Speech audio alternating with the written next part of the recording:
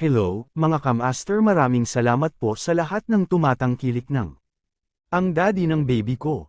Paki-follow and subscribe mga master para sa mga susunod pang mga kabanata. Kabanata 271. Isang imbitasyon na dumalo sa pagdiriwang ng kaarawan ni Harriet. Pare, pakiusap, basta dumalo tayo sa event. Gusto kong pumunta doon. Napapout si Erica sa kanyang mga labi, hinihiling ang kanyang ama na sumama sa kanya. Bigyan mo lang kami ng pabor at hayaan kaming mag-explore sa paligid, Francis. Siksikan na ng mga bisita ang lugar noon kaya walang makakapansin sa amin. Ipinapangako kong hindi ka namin bibigyan ng anumang problema. Same time na pakiusap ni Naomi kay Francis. Napagtanto na matagal na niyang pinababayaan si Naomi at ang kanyang anak na babae, sa kalaunan ay nanlambot si Francis nang maisip niya kung gaano bihira ang okasyon. Sige, tandaan na magsuot ng disente. Kinalaunan ng hapong iyon, masayang nag-shopping si Erica at ang kanyang ina sa tindahan ng damit, kung saan tinext niya si Hailey para ipagmalaki ang kanyang magandang balita. Erica, hulaan mo kung saan ako pupunta ngayong Sabado. Saan ka pupunta? Sasamahan ko ang tatay ko sa kaarawan ni Old Madam Presgrave. Liber ka ba ngayong gabi, Erica? Let's meet up, tanong ni Hailey. Alright, pumayag si Erica na makipagkita kay Hailey, sa pag-aakalang maghahabol lang sila sa isa't isa tulad ng ginawa ng mga matandang kaibigan. Samantala, si Hailey, na nagbabasa ng mensahe ni Erica, ay nagulat nang malaman kung gaano kaswert si Erica na dumalo sa pagdiriwang ng kaarawan ni Harriet. Dahil doon, alam niyang tiyak na magkakasalubong sina Erica at Elliot noon at determinado siyang ipaliwanag ang lahat kay Erica para hindi siya mapahiya ng kaibigan ng hindi sinasadya. Matapos tingnan ang oras, inabot ni Hailey ang kanyang telepono at diniyal ang numero ni Elliot. Sa kabilang banda, sinusuri ni Elliot ang kanyang mga email sa kanyang pag-aaral nang makita niyang nag-vibrate ang kanyang telepono sa mesa. Nang masilip niya ito, inabot niya ito at sinabing, "Hello, Hailey. May itatanong ako sa iyo, Elliot. Birthday ba ni Lola ngayong Sabado?" Tanong ni Hailey. "Paano mo nalaman ang tungkol dyan?" Kumunat ang noo ni Elliot at nagtanong sa malalim na boses. "Nagkataon na natitisod ako sa petsa ng kapanganakan ni Lola noong nagbabasa ako ng isang artikulo ng balita na inilathala 2 taon na ang nakararaan. After doing a little calculation, I realized this Saturday, so magse-celebrate ba siya ng birthday niya?" Excited na tanong ni Hailey. "Oo, gagawin niya. Napakagaling. Naaalala ko na tinatanong ako ni Lola kung kailan ko siya bibisita muli sa huling pagkakataon, kaya sa palagay ko ang kanyang kaarawan ay gumagawa ng isang perpektong pagkakataon para sa akin na bisitahin siya, Elliot. Maybe I could drop by and celebrate with her," masayang sabi ni Hailey. "Hailey, ang lugar ay mapupuno ng mga bisita, kaya sa palagay ko ay hindi ko masisigurong maganda ang pagtanggap mo." Ipinahiwatig ni Elliot sa kanyang tono na nag-aatubili siyang dumalo si Hailey sa kaganapan. "Huwag mo akong alalahanin, Elliot. I'll be good, and I can take care of myself." Tuldok-tuldok. "O dahil ba ayaw mong nandoon ako? Nakakahiya ba talaga ang presensya ko sa'yo? Alam kong ang aking katamtamang background ay maaaring palaging isang kahihiyan para sa iyo, ngunit gusto ko talagang dumalo sa piging ng kaarawan ni Lola. I just want to be there to give her my blessings. Sobra na ba iyon para hilingin? Maaari mo bang pagbigyan ang aking hiling?" Nagsalita si Hailey sa mapait na boses, na parang nakikiramay. "Sige, ako na ang mag-aayos." Patuloy na sinabi ni Elliot, "Ngunit hindi ka dapat gumawa ng gulo sa panahon ng kapistahan dahil naroon din si Anastasia at ang kanyang anak. Kaya, subukang lumayo sa kanila hanggat maaari." "Sige, Elliot. Ipinapangako ko na doon lang ako sa kaarawan ni Lola. Aasikasuhin ko ang sarili ko at lalayo sa gulo." Masunarang pumayag si Hailey na kumilos ng maayos.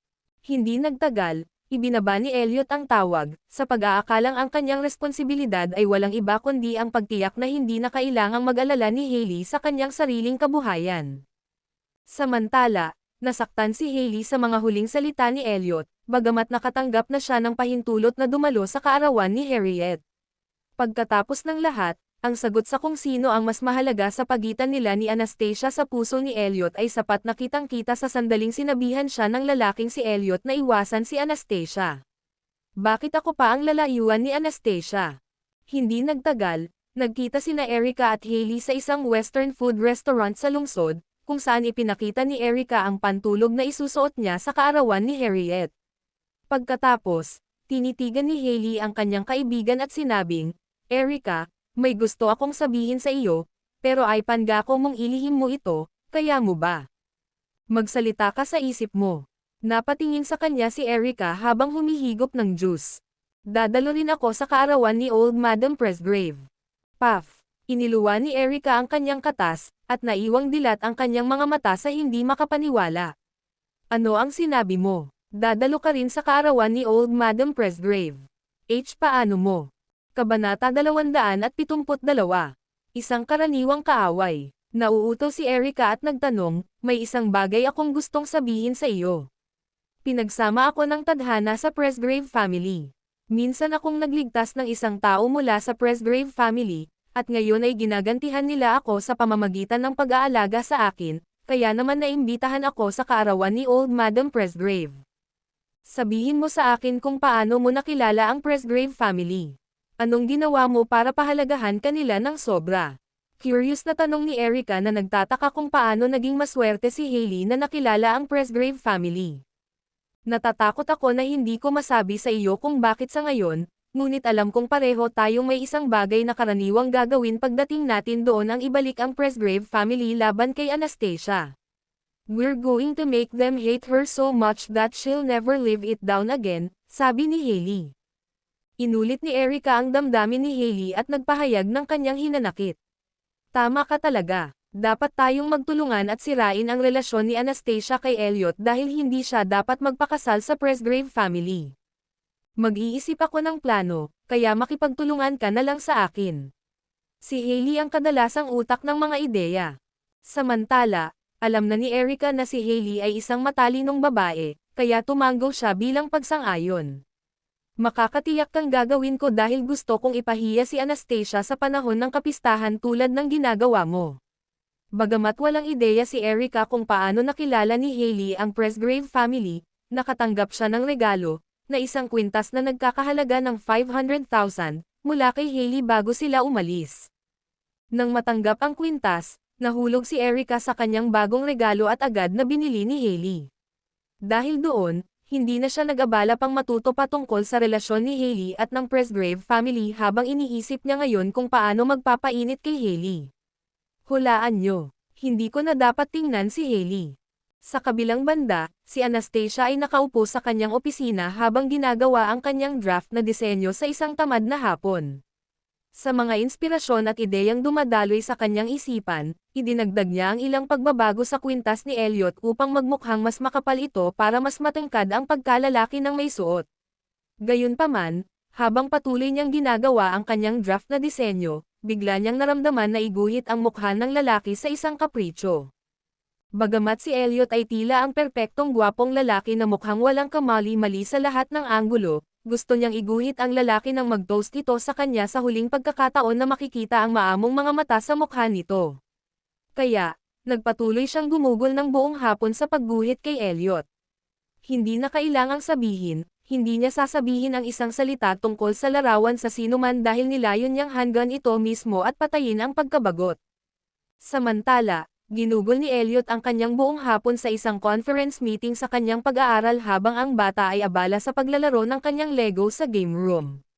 Nang tingnan niya ang oras, tumayo siya at lumabas ng study, iniisip kung ano ang ginagawa ni Anastasia dahil ang kanyang pag-aaral ay nasa parehong palapag ng opisina ni Anastasia. Sa makatuwid, nagpasya siyang alamin at naglakad patungo sa kanyang opisina. Samantala, nabuhay ang larawan ni Elliot sa piraso ng papel, salamat sa mahusay na pagguhit ni Anastasia. Then, she went on to amend his eyebrows a little make it seems less hairy dahil makapal at mahaba ang kilay ng lalaki. Ngayon, mukhang perpekto na ang mga mata niya. Matapos baguhin ang mga kilay, ang lalaking nasa drawing ay napakatingkad habang hinahangaan ni Anastasia ang kanyang sariling obra maestra na may hawak na tasa ng tsaa.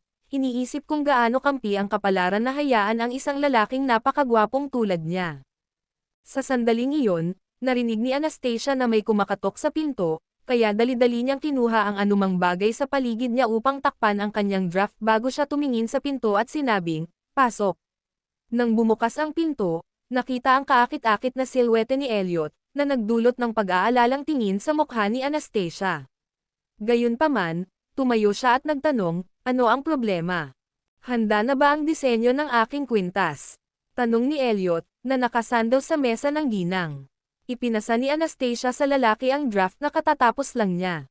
"Eto na, tingnan mo at tingnan kung gusto mo ito."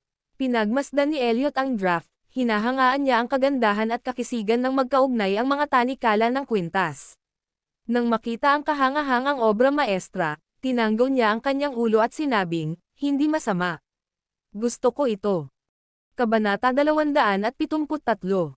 Isang larawan ni Elliot. Mayroon pa bang ibang bagay na sa tingin mo ay nangangailangan ng ilang mga pagbabago? Tanong ni Anastasia. "Hindi. Gagawin ng draft na ito. Ipadala ka agad kay Felicia at ipagawa." Ibinaba ni Elliot ang draft at napansin ang isang tumpok ng iba pang draft paper. "Ano pang ginagawa mo?" Wala, nauutol na sabi niya habang naglalakad patungo sa bintana para buksan ito at iwanan itong nakabuka pagkatapos niyang magsalita. Kung tutuusin, gusto niyang maranasan ang malamig na simoy ng hangin na dumampi sa kanyang mga pisngi, ngunit nang gawin niya iyon, sinalubong siya ng malakas na hampas ng hangin na lumipad papunta sa silid. Dahil doon, nagkalat ang mga papel sa mesa niya, maliban sa nakaipit kanina. Na-overwhelm si Anastasia sa kanyang gulat at lumapit para aipin ang papel, ngunit dinala ng hangin ang mga papel kasama nito at iniwan ang mga ito na nakakalat sa buong lupa, na ikinatuwa ni Elliot. Sa pagkakataong iyon, bigla niyang napagtanto na isa sa mga ito ay hindi isang blankong papel na nagkataong bumubulusok sa kanyang harapan, kaya inabot niya ang kanyang braso upang saluhin ito. Samantala, yumuko siya para kunin ang mga papel, desperadong hinahanap ang ayaw niyang makita ni Elliot, ngunit nang muli siyang tumangala, ang papel na hinahanap niya ay nasa kamay na ni Elliot. Hindi mo makikita. Ibalik mo sa akin." Sinisingil ni Anastasia ang lalaki na agawin ang papel, ngunit itinaas ni Elliot ang kanyang kamay ng mataas na may guhit sa loob nito upang hindi maabot ang papel. Bagamat hindi pa niya nakikita ang iginuhit nito, lalo lamang siyang na-curious ng desperasyon ng ginang na alamin kung sino ang iginuhit niya. Samantala, gumawa si Anastasia ng ilang walang kabuluhang pagtatangka sa pamamagitan ng pagtalon upang maabot ang kanyang iginuhit, ngunit hindi ito nagtagumpay. Hindi nagtagal, nang tumangala si Elliot at itinoon ang kanyang mga mata sa portrait, sa wakas ay naunawaan na niya kung bakit gusto nitong agawin sa kanya ang papel dahil ang taong lihim niyang iginuhit ay, siya. Pagkatapos, ibinalik nito sa kanya ang papel. "Maaari mo itong ibalik. Huwag mo masyadong basahin ito. Naiinip lang ako." Hinawakan ni Anastasia ang draft paper sa kanyang kamay, namumula ang kanyang mga pisngi dahil sa kahihiyan. Masayang ibinuka ng lalaki ang kanyang mga labi pataas. "Oo, aware ako dyan. Iniisip mo ako kapag naiinip ka." Hindi iyon totoo. "I was just practicing my drawing skills, and since you are handsome, your face makes a perfect choice for portraying." Gaano ka-simple iyon? Napapikit si Anastasia at nauutol habang nagsasalita. "Sinasabi mo bang gwapo ako sayo?" Humalukip-kap si Elliot at nilapit ang mukha sa ginang para ipagmalaki ang kagwapuhan nito sa kanya. Samantala, sinang-ayunan naman ni Anastasia ang lalaki dahil hindi naman lihim ang gwapong hitsura nito. "Gwapo rin si Nigel, pero bakit hindi mo siya iginuhit?" Nakangiting tanong nito na pilit na pinapaamin nito na mahalaga siya sa kanya. Dahil hindi niya magawang magsalita ng paraan, nagpasya siyang aminin ito at sinabing, "Oo. Tama ka. Gusto kitang i-drawing. Kung gusto mo ito, maaari mong makuha ito. I like it a lot, so I guess I'm going to keep it then." Sa katunayan, isasabit ko ito sa dingding ng aking silid. Tinapos ni Elliot ang kanyang mga salita at kinuha ang papel mula sa kanyang mga kamay. "Itatago ko itong mabuti bilang tanda ng pagpapahalaga sa iyong mabuting pananampalataya." Natahimik si Anastasia nang marinig ang kanyang kahilingan. Kung tutuusin, naiinis siya sa pagiging narcissism ng lalaki, kahit na nilinaw na niya na sa isang kapritsyo lang niya ito hinayla. Titingnan ko ngayon si Jared. Sa sobrang kahihiyang manatili kay Elliot, mabilis na itinulak ni Anastasia ang pinto at naglakad palayo. Gayunpaman, ang hindi niya alam ay ang mga mata ng lalaki ay nakadikit pa rin sa larawan sa kanyang mesa para sa tila isang walang hanggan na may isang pares ng malambing na mga mata sa kanyang mukha. Dahil ang susunod na araw ay Sabado, natapos ni Anastasia ang kanyang hapunan at pinangangasiwaan ang kanyang anak, na gumagawa ng kanyang takdang aralin.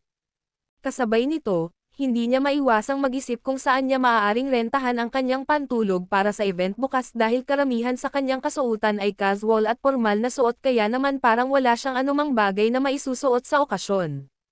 Gayun din, hindi niya tinanong ang kanyang ama kung dadalo si Naomi sa kaganapang iyon kasama ang kanyang anak na babae dahil itinuring niyang iyon ay si Francis. Negosyo. Nang maglaon ng gabing iyon, kinuha ni Elliot ang trabaho ni Anastasia at pinatulog si Jared sa ngalan niya sa pamamagitan ng paglalaro sa kanya ng Rubik's Cube para mapagod siya. Sa kabilang banda, si Anastasia ay nasa kanyang silid, nagbabasa ng mga text message sa kanyang telepono upang patayin ang oras hanggang sa siya ay matulog. Sa kabila ng malawak na hanay ng mga maikling video na available na panoorin sa internet, hindi niya maiwasang makaramdam ng walang laman sa loob. Kung tutuusin, abala siya sa kanyang trabaho at kasama ang kanyang anak sa araw, ngunit nang lumubog ang araw, nagsimula siyang malungkot. Kabanata 274. Ang impluwensya ng alkohol. Pinatay ni Anastasia ang kanyang telepono at hinayaan ang kanyang isip na gumala, sa kalaunan ay bumalik sa lalaking iyon. Pakiramdam niya ay may kulang sa mga lalaki sa video kanina, na nagpapakita ng kanilang mga katawan, sa kabila ng katotohanan na nagdagdag sila ng maraming mga filter at epekto sa video. Si Elliot ay mas mataas. Oh, bakit ko ba siya naisip ulit? Ipinikit niya ang kanyang mga mata, gustong mawala sa kanyang isipan ang tungkol sa kanya. Ang kanilang relasyon ay isang gulo sa kanya. Sabay silang naghalikan at lumipat, pero magkaibigan lang sila. Lahat ng sinabi at ginawa niya, pati kung gaano siya kalapit sa kanya, parang surreal. Wala siyang lakas ng loob na itulak siya palayo o lumapit sa kanya, sa takot na lahat ng ginawa niya ay para lang bayaran ang utang niya o para masiyahan ang biglaang romantikong interes nito sa kanya. At may isang bagay na dapat niyang harapin, natulog siya kay Hailey.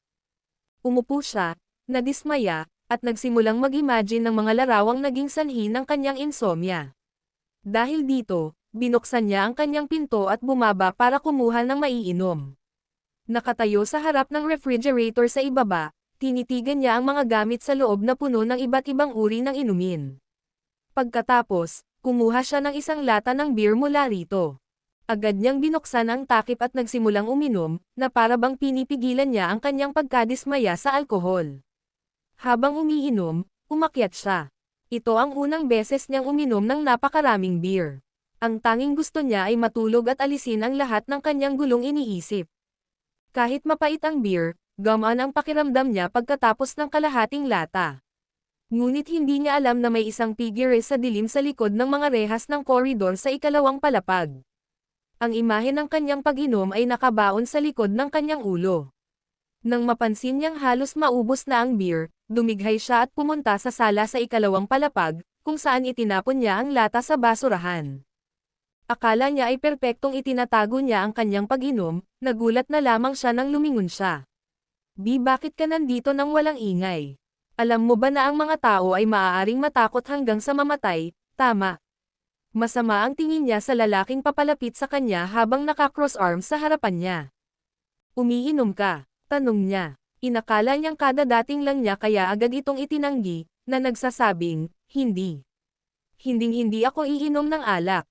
Ganun ba? Lumapit ito sa kanya na may pag-aalinlangan sa mukha. Agad siyang umatras ng ilang hakbang bilang tugon, dahil alam niyang baho na siya ng alak ngayon, at tiyak na maamoy niya iyon kung lalapit siya. Hindi naman niya inilantad ang kasinungalingan niya bagkus ay tamad siyang umupo sa sofa. Tumingin sa kanya, tinanong niya, mayroon bang bumabagabag sa iyo? Maaari mong sabihin sa akin. Sinasabing sa ilalim ng impluwensya ng alak, ang isa ay naging matapang, at tiyak na mas matapang ang pakiramdam ngayon ni Anastasia.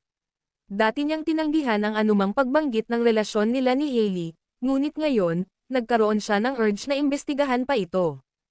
Talaga, kahit ano pa ang itanong ko, sasagutin mo ako ng seryoso. Nakataas ang kilay, umupo siya sa tapat niya. Kumikislap ang mga mata niya na may bahid ng gulat nang marinig iyon. Hindi siya makatulog dahil sa akin. Generously, tumango siya. Paputukan. Dahil doon, tinitigan niya ang mga mata nito at diretsong sinabi, "Let's talk about your relationship with Hailey." Agad siyang natigilan sa sinabi nito. Bakit natin ito pinag-uusapan? Tanong niya, ang tingin niya ay nagpapahiwatig ng pag-aatubili. Nagtataka lang ako kung paano siya natulog sa iyo, tanong niya, kumikilos na para bang siya ay isang bystander. May nanloko sa akin. Nangyari ito noong wala akong malay. Kumunot ang noo niya at maingat na sinabi ang bawat salita. Saan nangyari yon? Sa isang hotel. Ang club, sagot niya. Hindi iyon nagulat sa kanya.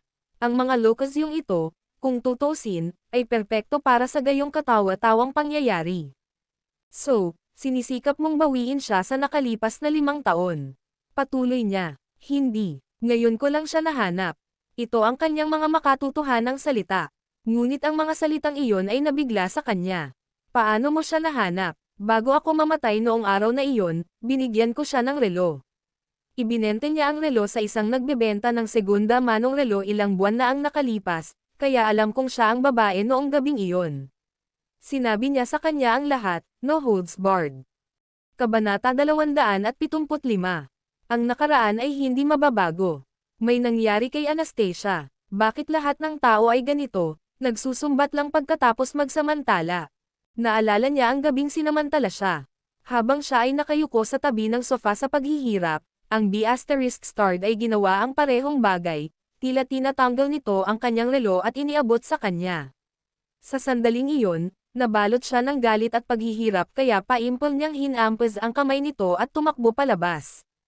Kung may lakas siya, tiyak na maghahanap siya ng kutsilyo sa pinggan ng prutas ng silid at papatayin siya nito. Kahit na hindi niya ito mapatay, sisiguraduhin niya na hindi na siya makakasali sa mga sexual na aktibidad sa hinaharap at nawala siyang tagapagmana sa natitirang bahagi ng kanyang buhay. Pero, matapos ma-violate, ang naiisip niya lang ay ang hanapin si Hailey at siguraduhing okay siya. Kaya, isang kabalintunaan na matuklasan na si Hailey ang pinagmulan ng lahat ng kanyang sakit.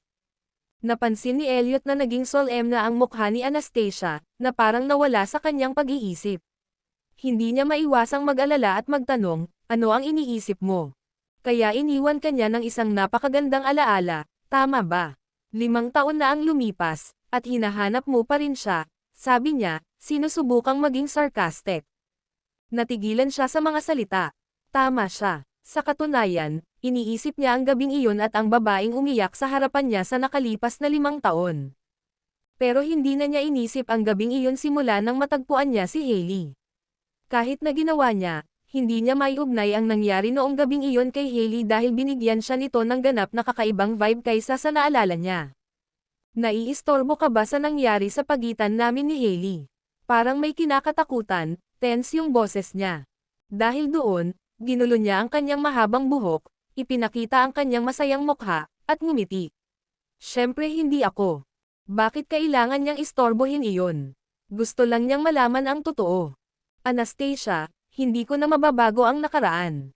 Huwag mag-alala tungkol sa aking nakaraan, may future tayong magkasama. Nagsalubong ang kanyang mga kilay, at ang kanyang tingin ay yumigting sa ilalim ng liwanag. Halatang kinakabahan siya sa mga sandaling iyon. Totoo iyan, may mga bagay na hindi na mababago. Gabi na ngayon, magpahinga ka muna, President Presgrave. Naranasan niya ang parehong bagay sa nakaraan. Kaya, alam niyang hindi na maibabalik ang oras, at maaari na lamang niyang tanggapin ang nangyari. Dahil doon ay bumangon siya at tinungo ang kanyang kwarto. Ngunit hinarang siya ng lalaking nakaupo sa sofa gamit ang kanyang binti, at ang malalapad nitong palad ay dumikit sa kanyang mga balikat bago siya inikat para harapin siya. Natisod siya sa yakap nito, nahihilo sa alak na nainom niya. Pero napipilitin siyang itulak siya palayo. Huwag mong gawin ito, Elliot. Nakakaistorbo ka. Hindi ba't ayaw mo lang aminin? Panay ang tingin nito sa kanya kaya hindi na siya makatakas. Nagulat siya dito. Sa pagtulak sa kanya, sinabi niya, bitawan mo ako, Elliot. Itigil ang pagkilos ng hindi makatwiran. Ako ba ang nagiging unreasonable, o ikaw ba ang ayaw harapin ang tunay mong nararamdaman? Halatang gusto mo ako, pero ayaw mong aminin. Gusto niyang ilantad ang totoong iniisip nito para mapilitan itong harapin ang totoong nararamdaman. Ngunit siya rin, ay hindi na isang bata at walang muwang na babae, alam na maaari lamang niyang harapin ang hindi maiiwasan ng mahinahon. Itinaas ang kanyang ulo at tumingin sa kanya gamit ang kanyang maaliwalas na mga mata. President Presgrave, ako ang mas nakakaalam kung gusto kita o hindi. Kung gusto mong malaman ang totoo, tigilan mo na ang pagbibigay sa akin nito. Walang puso niyang pinigilan siya dahil alam niyang ang sinasabi niyang katotohanan ay kasinungalingan lamang. Ngunit nagpumilit siyang magpatuloy. President Presgrave, nagkamali ka ng impresyon. Hindi ako sigurado kung ano ang ginawa ko para maramdaman mo iyon, ngunit tiyak na may hindi ka naiintindihan. Napakataas ng posisyon mo, at boss ko rin kayo. Nasa iyo ang aking pasasalamat at paghanga sa lahat ng iyong ginawa para sa akin, ngunit hindi sila pag-ibig. Mangyaring huwag silang guluhin. Nagalit si Elliot dito. Ang babaeng ito ay malinaw na nagsisinungaling sa kanyang mga ngipin, at sinabi niya ito ng buong tapang at kumpiyansa.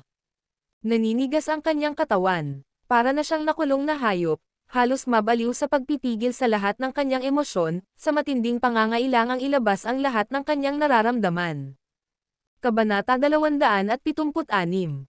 Ang rear side niya. Natagpuan ni Elliot ang kanyang paraan upang magbulalas nang makita ang mapupulang labi ni Anastasia. Sa pamamagitan ng kanyang malaking palad na nakadikit sa kanyang ulo at ang kanyang kabilang kamay ay nakahawak sa kanyang baywang, tinatakan niya ang kanyang mapupulang labi sa kanyang mga labi. Ang maselang labi nito ay nagagalit sa kanya at nababaliw sa kanya. Nararapat siyang maparusahan. Nakainom na siya ng alak kanina, at malabo na ang isip niya. Mas lalo siyang nanghina sa mga kinikilos nito. Ang kanyang mga halik ay palaging naguutos, na walang puwang para sa pagsuway, lalo na ngayong gabi. Para siyang mabangis na hayop na naghihintay na lumunin siya ng buhay.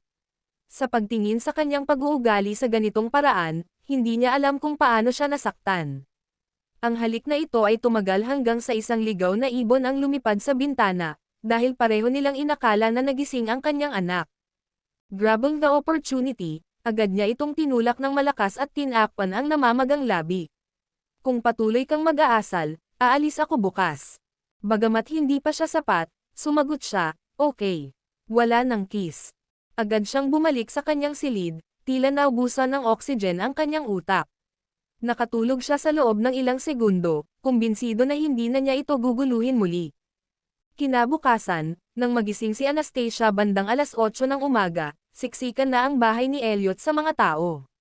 Lahat sila ay mula sa Global Haute Couture Customization Company, na nagpadala ng 10 mini tuxedo at 10 evening gown para mapili nila ni Jared. Oh, wow! Ito ay hindi inaasahan. Inakala niyang kailangan niyang mag-arkila ng evening gown ng mag-isa, ngunit nagayos na si Elliot ng door-to-door service. Miss Tillman, ito lang ang piliin mo. Kung wala sa mga ito ang gusto mo, papalitan namin sila ng isang buong bagong set. Lahat sila ay mula sa aming punong tanggapan, at maaari kong tiyakin sa iyo na sila ay isa sa isang uri. Sa kanila, hindi mo na kailangang harapin ang awkward na sitwasyon ng makabangga ang isang taong nakasuot ng kapareho mong gown. Sa pagtingin sa mga gown, napagtanto niya na ang bawat isa ay sapat na maganda upang maakit ang lahat sa handaan. Isang silver gray na gown na may gray na sequin sa itaas na bahagi at isang gauze na palda para sa natitira ang nakakuha ng kanyang pansin. Dahil sa off-shoulder na disenyo, nagmukha itong elegante at sexy ngunit hindi masyadong revealing. Hayaan mo akong subukan ito. Tinuro niya ang gown na nakita niya. Bumalik siya sa kanyang silid upang subukan ito, at dahil bagay ito sa kanya, nagpa siya siyang isuot ito sa handaan. Nagsimula siyang maghanap ng suit para sa kanyang anak. Sa sandaling isuot niya ang suit na pinili niya, nagulat siya sa hitsura ni Jared kay Elliot. Mini version lang siya ni Elliot. May mapagkakamalan bang anak ni Elliot si Jared ngayong gabi? Nag-aalala siya dahil hindi niya alam kung matatawa ba siya o may iyak kapag nangyari ang ganoong bagay. Sa pag-iisip tungkol dito, napagtanto niyang hindi niya nakita si Elliot buong umaga at walang ideya kung ano ang ginagawa nito. Kaya, sinabi niya sa kanyang anak, Jared, maglaro ka ng mag-isa. Agad na pinapansin ni Jared ang kanyang playing room. Samantala, umakyat siya sa ikatlong palapag para hanapin si Elliot. Nasa ikatlong palapag na siya nang makarinig siya ng boses na umaalingaw-ngaw mula sa study room at nagpas siyang pumasok. Habang nakatayo siya sa may pintuan, nakita niya ang isang lalaking may kausap sa telepono sa balkonahe. Nang makita niya iyon, mataktika siyang tumalikod upang maiwasang maistorbo siya. Aalis na sana siya, narinig niya ang sigaw nito mula sa balkonahe. Paalisin mo siya. Kung maglakas loob siyang dumalo sa birthday party ng lola ko, gagawin ko siyang mawala sa mundong ito. Dahil doon ay sabik na tumibok ang kanyang puso, at lumingon siya at nakita niya ang lalaking nakatayo sa balkonahe at nakatalikod sa kanya. Nakahawak siya sa riles at mahigpit na nakakapit sa telepono, parang may nagagalit sa kanya. Ito ang kanyang pambihirang galit na bahagi, at nagkataon na nahuli niya ito. Sino ang nagpagalit sa kanya ng madaling araw?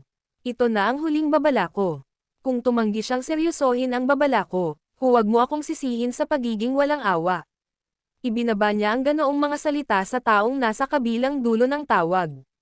Ang kanyang telepono ay mahigpit pa ring nakahawak sa kanyang kamay, at habang nakayuko ang kanyang ulo, ang kanyang figure mula sa likuran ay lumitaw na nanlulumo.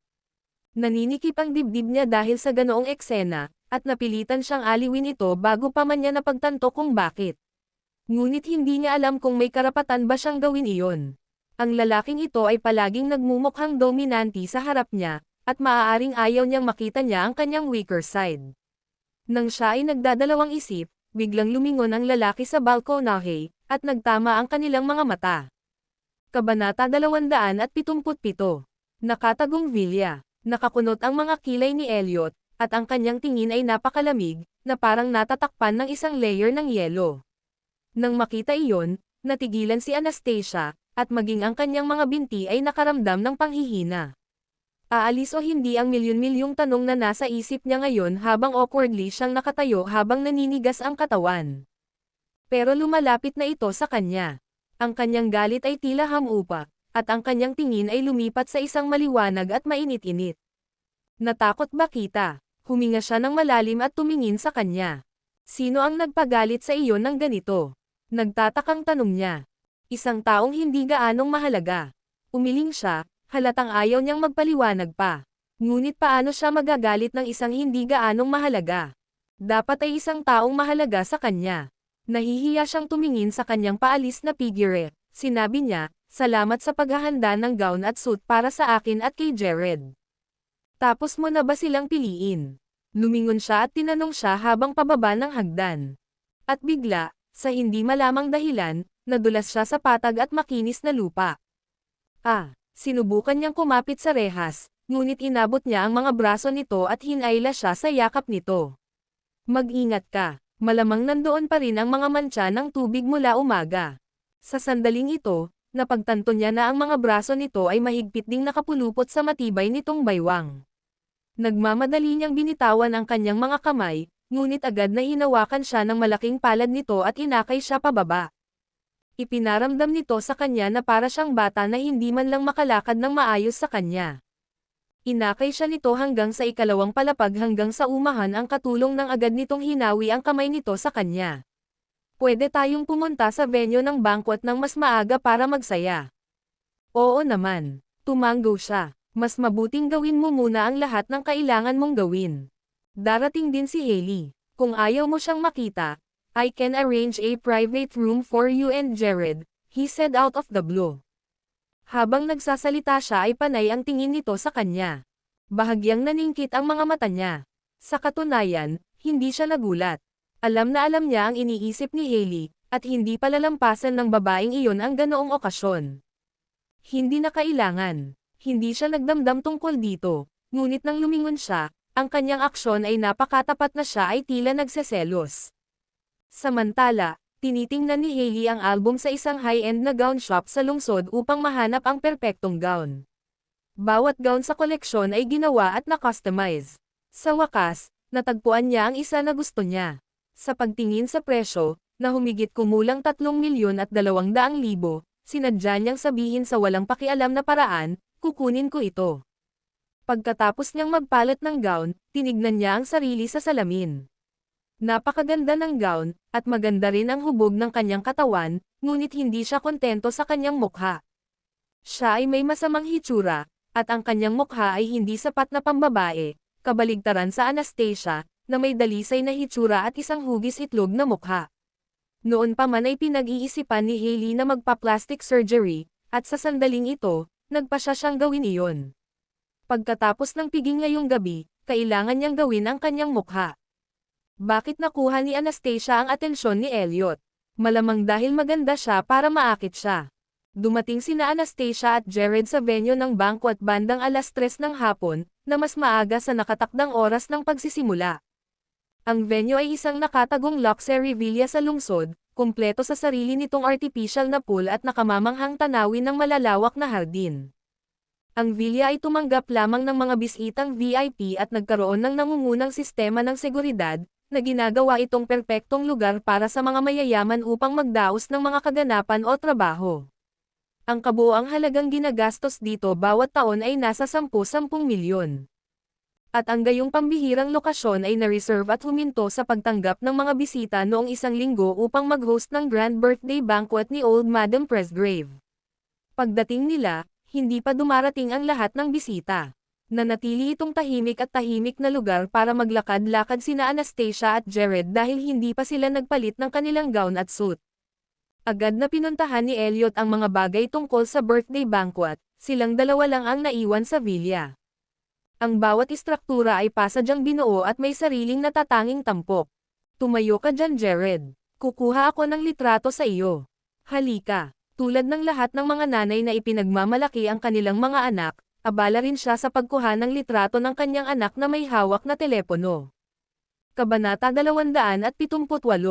Magkamukha sila. Si Jared ay naging batang modelo ni Anastasia, na nag-post para sa kanya sa kanyang matangkad na ngiti na nagpahayag ng 8 sa kanyang mga ngipin. Siya ay lubhang kaibig-ibig. Si Anastasia ay abala sa pagkuha ng mga larawan at video sa parehong oras, na nagdodokumento sa paglaki ng kanyang anak. Nilalayo niyang itala ang lahat ng proseso ng kanyang paglaki upang maglaro sa seremonya ng kanyang kasal balang araw. Ito ay walang alinlangan na isang makabagbag damdaming sandali. Nadama niya ang sentimental na pag-iisip tungkol kay Jared, na isang dal-dal na sanggol sa nakaraan, at ngayon ay isang paslit na tumatalon-talon. Lumipas ang oras nang hindi niya napapansin, at lumaki na ang kanyang anak. Kahit hanggang ngayon, ang tanging gusto niyang gawin sa buhay ay ang samahan si Jared sa kanyang paglalakbay sa paglaki. Nang makita niyang tumatakbo si Jared ay agad itong tumayo at hinabol siya. Sa hindi kalayuan sa kanila, may nakaupong lalaki sa ikalawang palapag ng villa, umiinom ng tsaa, punong-puno ng kaligayahan ang titig nang makitang tumatakbo silang dalawa. Naglaro sila ng ilang oras bago bumalik sa hotel ng 5:00 ng gabi. May inihanda na villa para sa kanila, at pagdating nila, nandoon na ang mga makeup artist, naghahanda ng kanilang mga damit at pampaganda para ngayong gabi. Bandang 5:00, isa-isang dumating ang lahat ng bisita.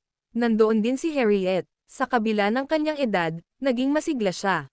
Isa na siyang pangunahing tauhang babae na kayang harapin ang anumang bagay nang siya ay mas bata, at kahit na siya ay tumanda, napanatili niya ang kanyang sigla.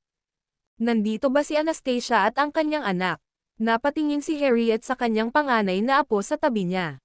Oo, nagpapahinga sila sa hotel. Tumanggo siya. Ibinibigay ko sa iyo ang lahat dito. Susuriin ko sila ngayon. Pagkatapos ng kanyang mga salita, umalis siya kasama ang kanyang tagapag-alaga, si Anna. Samantala, nakatayo si Anastasia sa balkonahe. Umalis na ang lahat ng makeup artist. Nakaupo si Jared sa sofa sa balcony, naglalaro ng kanyang Rubik's Cube, at sinasamahan siya ni Anastasia habang hinahangaan ang tanawin. Sa sandaling ito, tumunog ang doorbell. Natigilan siya saglit bago humakbang papunta sa pinto at binuksan ito. Nang makita niya ang matandang babae na may uban na nakatayo sa kanyang harapan, agad niya itong pinapasok. Old Madam Presgrave, you're here. Busy si Elliot, kaya nandito ako para makipag-chat sa inyong dalawa, nakangiting sagot ni Harriet. Sa tulong ni Anastasia, pumasok si Harriet sa sala at umupo sa sofa. Nang iniisip niya kung nasaan si Jared, pumasok siya mula sa balkonahe. The instant she saw him, nanlaki ang mga mata niya, at naisip niya na lumala na ang presbyopia niya. Bakit ang batang ito na bagong pasok ay kamukhang kamukha ni Elliot noong bata pa siya? Halos akala niya ay naglakbay siya pabalik sa nakaraan noong bata pa si Elliot, at tatawagan niya itong lola, sa susunod na segundo. Nagulat din si Anna na nakatayo sa tabi niya. Kamukhang kamukha ng batang ito si Young Master Elliot noong bata pa siya. Dahil doon, tumawa ng awkward si Anastasia. Jared, halika dito. Ibinaba ni Jared ang kanyang Rubik's Cube at masunuring naglakad papunta sa kanya. Habang naglalakad, curious na nakatingin ang maningning niyang mga mata sa matandang babaeng nakaupo sa sofa. Napuno din ng pagtataka ang mga mata ni Harriet. Tumingin siya sa kanya, at biglang tumulo ang luha sa kanyang mga mata. Kahit na si Jared ay hindi inapo ng pamilya Presgrave, nadama niya ang koneksyon sa kanya sa sandaling makita niya siya. Jared, tama ba? Maaari mo ba akong tawaging Lola? Itinuring niya itong apo sa tuhod. Hello, Lola. I am Jared. And I'm for this year. Magalang na bati ni Jared sa kanya gamit ang maliwanag na boses. Pagkatapos ng kanyang mga salita, lumingon si Harriet kay Anna at galit na sinabi, magkamukha sila, tama ba? Sa tingin ko magkamukha sila. Oo, kamukha niya si Young Master Elliot. Tumanggaw si Anna. Pagkatapos ay ibinalik ni Harriet ang kanyang tingin kay Jared, na nagnanais na maging anak siya ng Presgrave family. Kahit na hindi siya, umaasa siyang maaaring pakasalan ni Anastasia si Elliot at isama si Jared para maging isang Presgrave. Ikaw ay isang napakagandang ina, Anastasia. Tingnan mo kung gaano siya lumaki. So adorable, papuri ni Harriet. Ngunit kaagad na sumunod sa kanyang mga salita, ibinigay sa kanya ni Anna ang telepono. Ang iyong tawag, Madam Presgrave. Pagkatapos ay kinuha niya ito. Hello, ano, bakit siya bumalik? Kabanata 279. Nagpakita siya, para sa birthday ko. Kailan ko siya inimbitahan? Ayokong makita siya dito. Itaboy mo siya. Seryoso ang ekspresyon ni Harriet. Kung hindi mo kaya, hilingin kay Elliot na hawakan siya. Pagkatapos niyang magsalita ay in-end niya ang tawag at bamantong hininga. Ang ilang mga bagay ay hindi kailanman mapapatawad. Mukhang hindi pa sumusuko ang second master, Old Madam Presgrave. Well, ang Presgrave family ay walang kinalaman sa kanya, kung siya ay sumuko o hindi. Saka siyang umiti ng malumanay at sinabi kay Jared, na nakatayo sa tabi niya. Jared, sana hindi kita tinakat.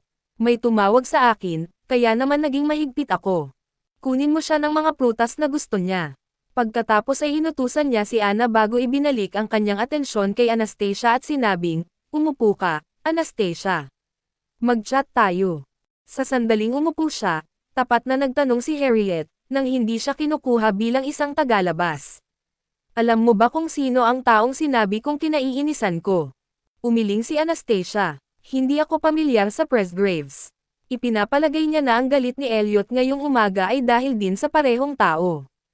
Siya si Riley Presgrave, ang illegitimate son ng asawa ko na tiyuhin daw ni Elliot. Palihim niyang ibinenta ang mga shares ng kumpanya noon, na kalaunan ay natuklasan ko. Ang aking anak na lalaki at manugang na babae ay nagpunta sa ibang bansa upang hawakan ang bagay na ito, at ang helicopter na kanilang kinuha ay bumagsak, na ikinamatay nilang dalawa. Kalmadong isiniwalat ni Harriet ang kalunos-lunos na nakaraan. Gayunpaman hindi katanggap-tanggap ang pangyayaring ito sa kanya, 20 taon na ang lumipas. Nang marinig iyon, nagulat si Anastasia. Ito ang dahilan kung bakit nawalan ng mga magulang si Elliot noong bata pa siya. Ang tawag ngayong umaga, dapat ay may kaugnayan din ito sa taong ito. Kung hindi, hindi siya magagalit. Ayaw sa kanya ni Elliot. Bagamat bahagi siya ng Presgrave family, lahat kami ay naghabol sa kanya sa ibang bansa mahigit 20 taon na ang nakalilipas. Alam kong nakabalik na siya ngayon, umaasang makakuha ng kalamangan mula sa akin dahil kaarawan ko ito. Well, hindi ko siya gustong makita habang buhay. Ang mga mata ni Harriet ay puno ng puot habang nagsasalita siya. Huwag kang magalit, Old Madam Presgrave. Pipigilan siya ni Elliot, pag-alo ni Anastasia sa kanya sa pagsasabi. Anastasia, si Elliot ang pangunahing haligi ng ating Presgrave family ngayon. Matanda na ako, pero wala pa rin siyang asawa. Natatakot talaga ako na baka hindi ako makarating sa kasal niya. Napabuntong hininga si Harriet habang nakatingin kay Anastasia. Dahil doon ay sumikip ang dibdib ni Anastasia, at agad niyang ibinaba ang kanyang ulo. Alam na alam niya kung ano ang ipinahihiwatig ni Harriet. Ikaw lang ang gusto kong maging apo. Wala sa iba ang nakakabusog sa akin. Katulad ni Hailey, ayoko sa kanya. Parang may peka na siya. Tinatrito ni Harriet si Anastasia na parang sarili niyang pamilya, na sinasabi sa kanya ang lahat. Gayunpaman, nahirapan si Anastasia dahil hindi sumagi sa isip niya na pakasalan si Elliot. Ikaw ang pinakamahusay para sa kanya, patuloy ni Harriet. Natigilan si Anastasia sa mga salita. Siyempre, hindi siya ang pinakamahusay na pagpipilian para sa kanya. Siya, masyadong, ay nagkaroon ng maraming mga pagkukulang, buti na lang hindi siya nagpakita sa kanila. Alam ko kung ano ang nangyari sa pagitan nina Elliot at Hailey dati. Naloko si Elliot, hindi niya sinasadya. Siya ay bata pa at walang karanasan 5 taon na ang nakakaraan. Patawarin mo siya. Sinubukan ni Harriet na magsalita sa ngalan ni Elliot. Hindi sigurado kung ano ang sasabihin, napapikit na lamang si Anastasia at pinanatili ang kanyang ngiti. Hindi ba tadhana na si Jared ay kamukhang kamukha ni Elliot? Sila ay tunay na dalawang gisantes sa isang pod. Halos akala ko ay bumalik ako sa nakaraan noong bata pa si Elliot. Magiliw na nagpatuloy si Harriet. Walang ideya si Anastasia kung bakit magkahawig sina Jared at Elliot, ngunit alam niyang ang biolohikal na ama ni Jared ay isang random na tao sa club na nagbebenta ng kanyang katawan para sa pera. Isipin mo si Elliot, Anastasia. I can assure you na mabait siyang tao. Bukod sa maling ginawa niya kay Hailey, wala siyang ibang flaws. Masiglang sabi ni Harriet kay Anastasia, na para bang walang ibang babaeng magpapakasal sa kanya. Ngunit ang mga salita ni Harriet ay pumukaw ng halo-halong emosyon sa puso ni Anastasia at nakaramdam siya ng pagkagipit. Ayaw niyang mapilitan na makipag-date kahit kanino. Kahit na si Elliot ang perpektong lalaking pinapangarap ng libu-libong kababaihan, umaasa siyang makakasundo niya ito sa sarili niyang paraan. Kabanata 280. Samantala, papunta si Francis sa villa kasama ang kanyang asawa at anak na babae. Masayang-masaya sina Naomi at Erica dahil minsan lang itong pagkakataon para makadalaw sila sa naturang engranding handaan. Si Hailey naman ay nag-drive na papunta sa villa. Hindi siya natakot na sabihin kay Erica kung ano ang mayroon siya ngayon dahil inihayag niya ang lahat ng kanyang mga card sa kanya. Si Erica ay isang taong may pag-iisip sa pera, at magagamit niya ang pera para hilahin siya. Kinailangan niyang dalhin si Erica sa kanyang tabi para harapin si Anastasia. Kasabay nito, maaari ring pagtakpan ni Erica ang iba pang mga bagay. Sakto namang tumunog ang telepono ni Anastasia. Sinulyapan niya ito at sinabing, "Matandang ginang Presgrave, malamang nandito ang tatay ko." Sagutin ang telepono. Tumanggo si Harriet. With that, naglakad si Anastasia sa balcony para sagutin ang tawag habang inabot ni Harriet ang kamay niya kay Jared. "Halika dito Jared. Hayaan mong tingnan kitang mabuti." Pakiramdam ni Jared ay naakit din ang matandang babae, kahit na hindi niya alam kung bakit. Wala siyang ideya na ito ay dahil sa kanilang pagkakadugo, dahil si Jared ay miyembro nga ng Presgrave family. Masunurin, lumapit siya kay Harriet, at iniskan siya nito mula ulo hanggang paa. With him before her, she felt shocked and amazed at the same time. Bakit kamukha niya si Elliot? Ito ba ang tadhana? Samantala, sinagot ni Anastasia ang tawag ng kanyang ama. "Anastasia, nakarating na ako sa piging ng kaarawan ni Old Madam Presgrave, kasama sina Naomi at Erica." "Nandito ka rin ba?" Excited na tanong ni Francis. "Oo, nandito ako. Nasaan ka?" "Dahil hindi pa nagsisimula ang handaan, hahanapin ka muna namin. Gusto ko rin makita si Jared." Hindi mapalagay si Francis sa villa dahil hindi niya lubos na kilala ang Presgrave family, at walang ibang kakilala. "Oo naman. Nagpapahinga ako sa villa number 10. Halika dito," sagot niya. Matapos ibaba ang tawag, lumapit siya kay Harriet at sinabing, "Lalapit muna sandali ang tatay ko at ang iba pa, Old Madam Presgrave." "Oo naman. Makakaharap ko rin ang tatay mo." Tumanggo si Harriet, pagkatapos ay tumingin siya kay Anastasia ng buong pagmamahal at nagtanong, "Maganda ba ang pakikitungo sa iyo ng iyong madrasta?" Dahil dito, sinalungat ni Anastasia ang kanyang konsensya at tumanggo, ayaw mag-alala kay Harriet. I'm not staying with her, and for the time being, we get along fine. Makalipas ang ilang minuto, bumaba si Francis at ang kanyang pamilya sa guest coach. Nang makita ni Erica ang villa ni Anastasia, napuno siya ng selos. Ang buhay ni Anastasia matapos makasama si Elliot ay talagang hindi maabot ni Erica. Pagkatapos ay tinahak nila ang daan patungo sa lobby. Nagulat si Francis nang makita ang isang matikas at solemna na matandang babae na nakaupo sa sofa nang pumasok sila sa loob. Natigilan din si Naomi. Ito ba ang maharlikang ginang ng Presgrave family? Hello, Mr. Tillman. Umupo ka na. Matandang Madam Presgrave, nandito ka rin. Ang tagal na. Si Francis ay isang negosyante, sa simula, at mayroon siyang likas na ipagpaliban sa kayamanan. Sa kabila ng kanyang dating asawa na isinakripisyo dahil sa mga Presgrave, nanatili siyang magalang sa kanila sa liwanag ng kanilang mayaman at maimpluwensyang pinagmulan. Mr. Tillman, napakaraming taon na ang lumipas bago natin ito napagtanto. Ang bilis talaga ng panahon. Napaungol si Harriet. Totoo yan. Mahigit 10 taon na kitang hindi nakita. Ang kanyang kilos ay parang junior niya, napakagalang sa kanya. Magandang araw, Old Madam Presgrave. Ako si Naomi, ang pangalawang asawa ni Francis. Ito ang anak ko, si Erica. Pagkatapos ng kanyang mga salita, mabilis na nakipag-eye contact si Naomi kay Erica at sinabing, Erica, batiin mo si Old Madam Presgrave. Sinalubong agad ako ni Erica sa matamis na boses. Hello, Old Madam Presgrave. Ako si Erica. Ikinagagalak kong makilala kayong lahat. Nakangiting tumango si Harriet. Mukhang bata ka, Old Madam Presgrave. Sinamantala ni Naomi ang pagkakataon para purihin siya. Well, tumatanda na ako. Ikinaway ni Harriet ang kanyang mga kamay na may ngiti sa kanyang mukha. Sa puntong ito, nilapitan siya ni Anna at sinabing, Madam, kailangan mong tanggapin ang mga bisita ngayon. Tama iyan. Aalis muna ako sa main banquet hall.